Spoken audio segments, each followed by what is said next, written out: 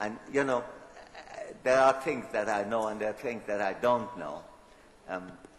You know, incidentally, the best book ever written on India was written by a Persian, an Iranian, as we call them now, namely Al-Biruni, who came to India in late 10th century and early 11th century, about 50 years before William the Conqueror landed in Britain. He wrote a book called Tariq al-Hind, The History of India. And I think in many ways it's still the best book on India. But among the other things, he was a mathematician, discussed Indian astronomy, Indian math, with great detail. The debate between astronomers, and in my argumentative Indian, I drew in Al-Biruni about the heterodox one, which questioned the traditional beliefs about the sun going around the earth and so on, like Aryabhat, and others who wanted to defend that, defend the traditional view. But at one stage he said, you know, I've been in this country now for several years.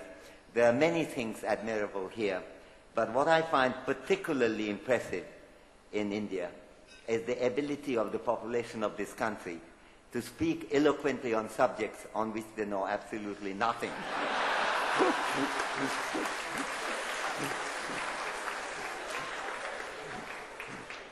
Yes, please. This is Shrikant here. Yeah. See, I have a question. See, we keep talking about corporate social responsibility, but often, as industry, what I mean is that I'm also working in a, let me say, senior position. So, as entrepreneurs or as managers, what often we do is that we really don't worry about what kind of values that we are actually, displaying, or what kind of values the company is displaying in terms of how we, expect the employees, what kind of behavior we expect. For instance, if you take, things like corruption, which always is there everywhere, which we still, pander to, sometimes to do with even basic things like obeying tax rules or maybe obeying traffic rules or whatever. Basic idea seems to be that, okay, I don't really have to correct my value system.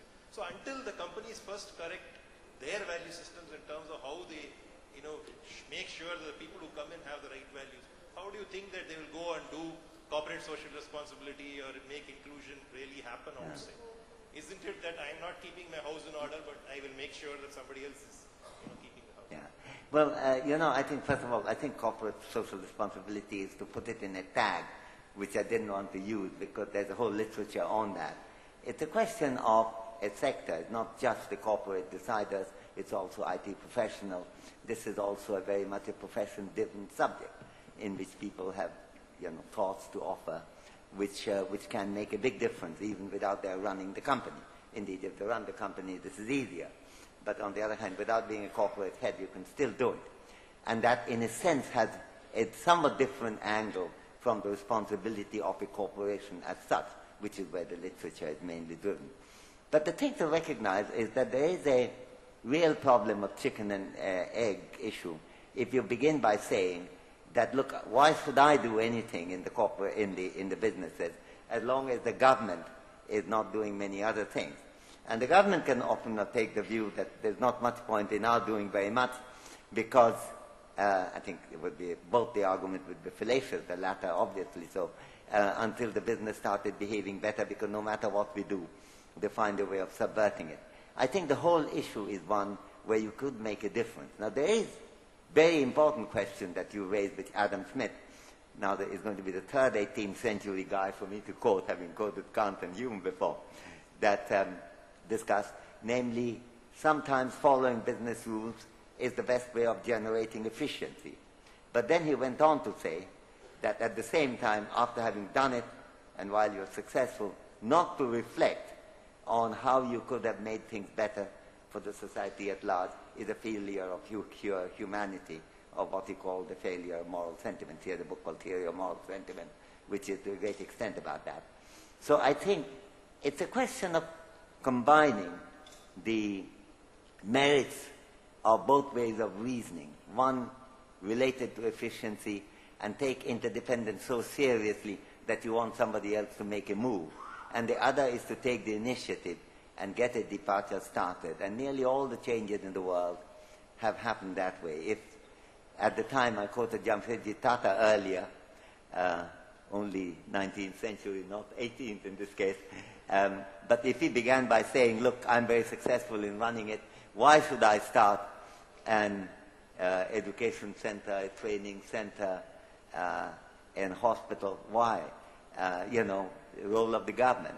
I think the country would have been poorer, and I think in many ways the Tatars as an enterprise would have been poorer. And I think it really makes a major difference whether one is innovative enough to recognize that there are things that we can do, even when others we feel are not behaving as well as we would like them to behave. Last question, please be brief. This is Ramakrishna. Professor Sen, this IT industry success story, can you comment on the diffusion process, both from the economic and historical point of view, because from the technology as well as information point of view, it's very powerful. But we should avoid that to be an island of success. So can you comment about it from the diffusion effect, how it can have the best effect? I think it's, I've already tried to give unsolicited advice to the IT sector, but start criticizing from outside when I'm still expecting my dinner tomorrow and today may not be the most intelligent way of doing it. Since you are clearly in the inside, I would like to hear you on this subject. And when you explain to me, and maybe I will repeat it. But at this time, I think I have to take a discreet pass. I see Jerry is beginning to end the session anyway. But thank you very much for that question. I had one question over here, if you've got time. Okay, right here. Very quickly. But yeah, very quickly. It's very briefly. I just wondered if Professor Sen had thought at all about. Let me see. I'm over here in the corner. Oh, okay, yeah. Okay. Would you given any thought to the scalability issues that microfinance institutions had, and the leverage of technology in that area, especially in context of entitlement in the broadest sense? Well, I think this is a very exciting question, of course made somewhat more immediately discussed because of Yunus getting the Nobel Peace Prize, which was, I think, a very well-deserved Peace Prize. I think there are huge lot of issues about microfinance management. I don't know enough about it to be able to comment in how things can improve. When I saw Yunus last in Dhaka, that was in December, he told me that there are very technical innovations they are thinking about right now. So I expect that the answer to the question must be yes. Yes to the question, is it an important issue?